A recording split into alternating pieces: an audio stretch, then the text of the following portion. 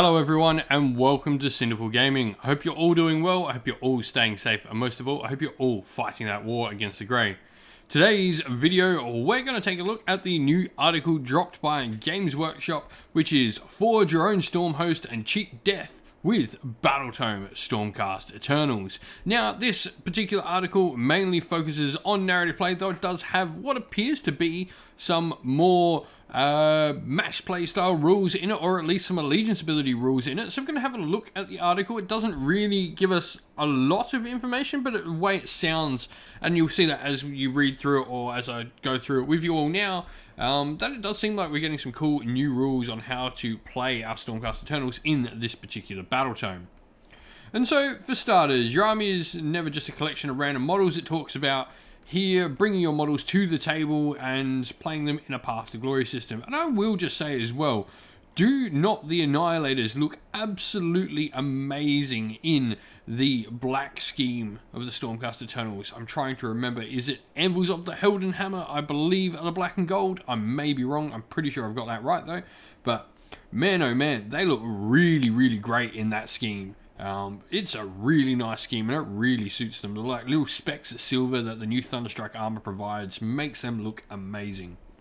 And so it goes over the Path to Glory system, gives every army a unique flavour. You'll start off as a small force, but as you play more games, your troops will earn boons, suffer lasting injuries, and grow their territory and power.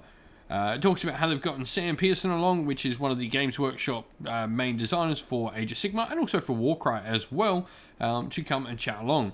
And so the main aspect of the Stormcast Eternals background we wanted to capture was the reforging of fallen heroes. This allows them to circumvent death, but there is a price. Once they have been reforged too many times, their soul begins to fracture, which limits the amount of renown they can earn from battle. So you can keep having your heroes come back. I mean, this is cool. This is all you want to do with Stormcast. It's part of the lore. And well, none more famously, I mean, you can do some cool narrative campaigns to make this happen. That there is Taunus the Redeemed, and if you do not know about Taunus the Redeemed, I strongly suggest you go do a bit of reading on Lexicanum. He effectively was a Chaos Warlord and became a Stormcast Eternal. Really cool narrative. So it's something they're going to add, obviously, in Path to Glory here, which is really cool. However, it's this part here that I'm interested. They state it here as, in another first for Warhammer Age of Sigmar, you can now found your very own Stormhost with 3 core tenants, each broken down into nifty individual options. Choose 2 allegiance abilities that fit the background you want, and you can tailor your army to your preferred style of play.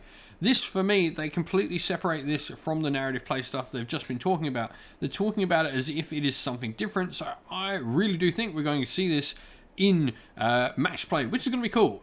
So first of all, most notably, people are going to say this is exactly like Space Marines, and it pretty much is. The Space Marines have a really cool system where you pick these perks, and they've had systems like that throughout different editions of Warhammer 40k, but also we've actually seen this sort of thing in Age of Sigmar already. The Kharadron Overlords have this. It's not something that's used all that much. We normally see players running the particular named characters, but when you don't, you actually get to mix and match, and it can be really cool and make some really cool rules. And in fact, my good friends over in Aethercast, they have been talking a little bit about how they've seen the make your own skyports become a thing. So this could be really interesting. So for me, they take 2. They give you the Tenants of the Hammer, so add 1 to hit rolls for attacks made by friendly Stormhost units that target a monster, and you've got Swift Strikers from Tenants of the Tempest, add 1 to run and charge rolls for friendly Stormhost units. All of this, just to me, this just sounds like match play rules as well. This just sounds like allegiance abilities you can use when you're not using something like the Hammers of Sigmar or the Astral Templars, etc. Now, generally, these are a little bit weak, but what this does do is it gives you great use to be able to build around your troops and sort of play around with some of the things and make this work for the models you want to run. You can have a really cool effect on the game. Of course, creating your own Stormhost isn't the only way you can build up a story for your warband. Of course, the quest system means every game matters. And so you've got the cool quest. You've got one here that they start talking about. At the end of the Path to Glory battle, you complete this quest if you want a major victory and your opponent's army was a Chaos army. When you complete this quest, each unit in your army that was destroyed earns 1 bonus renown point. In addition, if the enemy general was slain by an attack made by your general earns 5 bonus renown points instead of 1. Really cool quest. I mean, this is cool. This is exactly what you want in narrative play stuff. You know, go kill a Chaos dude. And then you get a load to reward having a general slay his counterpart. During the campaign, your army will have hard-won experience after every battle. And you can sort of, as in Path to Glory, you sort of add ranks and earn different bits and pieces, which is all really cool. Imagine a seasoned unit of Judicators with bolts on crossbows letting fly with a fusillade of energy-filled missiles. So you got this veteran ability here. When you choose, you can once per battle when it's picked to shoot. Until the end of phase, any unmodified wound roll for an attack made by that unit is a 6 and could inflict a mortal wound. So, cool, you know.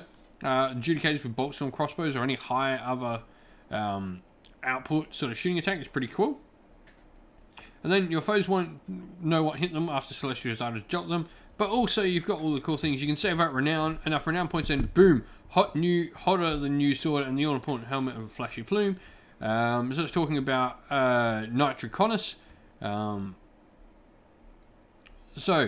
This is cool. Heroes can also use their Renown for promotions. This is really cool through Stormcast Eternals, because obviously Stormcast Eternals have their sort of ranks of their line troopers, and then the primes, and then obviously they go to knight class characters, and then to lords after that. So required war scroll, Nitroconus is the upgraded war scroll, and then you can pretty much put this on any of your knights that's not a wizard. So you can have like a knight quest to all of a sudden turn into a Nitroconus because he gets a dragon. Pretty sweet to me. I like this idea of upgrading the heroes into better versions of them. This is really cool, and I really look forward to playing Stormcast Eternals in a Path to Glory system in the new edition. Be really, really sweet.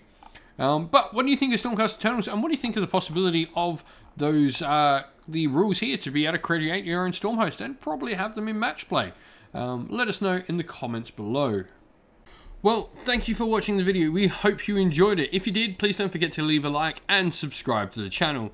And while you're at it, if you'd like to come chat more with me and other members of our fine community here at Cinderfall Gaming, you can do so by coming and joining our Discord, of which there is a link in the description of the video to go and join.